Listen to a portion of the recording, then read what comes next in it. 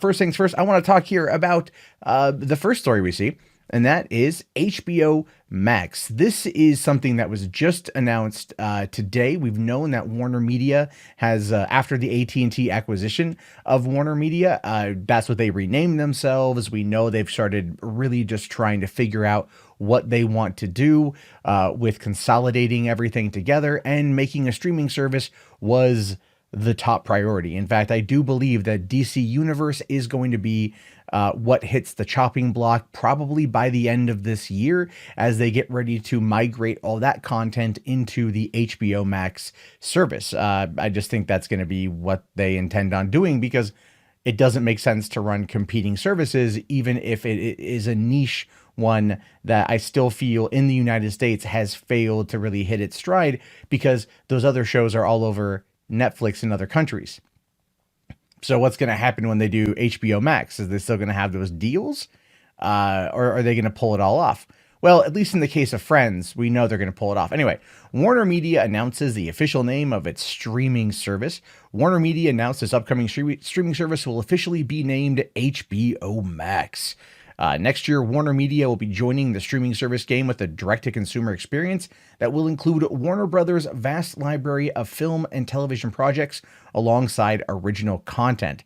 Now, the company has revealed that the streaming service is officially named HBO Max, noting that the HBO legacy will be maximized with an extensive collection of exclusive original programming, aka Max Originals, and the best from Warner Media's enormous portfolio of beloved brands and libraries. And that makes a lot of sense, right? That makes a lot of sense because they, for one, most people don't think that Warner's has as big of a market share as it does. It truly does. It most years beats Disney. Not so much this year, but most years it beats Disney in regards to how much money it earns and its market share overall. And no one ever really thinks of it that way. But no, they've got a lot of movies, a lot of properties. And if they focus heavily on Harry Potter, then they're going to be able to really come in and take a couple of good swipes at Disney and that type of original content. And plus, Max Originals, I'm sorry, like, you should drop the Max name. At this point, anyone who grew up in the 90s knows Cinemax for being Skinemax. And if you say Max Originals, it's going to make everyone think it's softcore pornography. I don't think I'm alone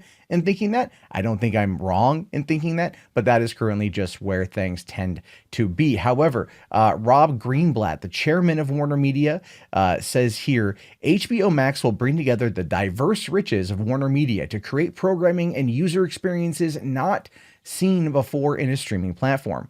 HBO's world-class programming leads the way, the quality of which will be the guiding principle for our new array of Max Originals, our exciting acquisitions, and the very best of Warner Brothers library, starting with the phenomenon that is Friends. Under the leadership of the two strongest creative visions, Casey Bloys and Kevin Riley, the two of the most experienced digital experts, Tony Goncalves and Andy Forsell, I have no doubt that they and their dedicated teams will deliver the world's best storytelling to audiences, all ages, wherever and whenever they want it. And that does seem to make a lot of sense, considering what HBO wants to do, or what Warner Media wants to do, because they want to take on Disney Plus, they want to take on Netflix, they want to be probably that third leg in this field. We know it's already getting to be pretty crowded.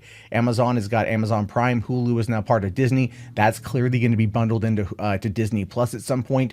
If not, when it launches in a few months, it would be dumb for them to not do that. We know that Starz and I believe Showtime already portal themselves through Hulu. Same with HBO. I would assume that that's going to go away. And what about HBO Now? Or HBO Go? Is that also going to be taken out back and beaten with a shovel because of HBO Max? I would assume, yeah, because they're going to charge a bit more. I believe they're talking about it being upwards of around $18 or $19 per month for the subscription. It could be a little bit higher, but you get not only HBO, Cinemax, all that content, and a lot of other content, like all seasons of Friends, which is a big pull for Netflix.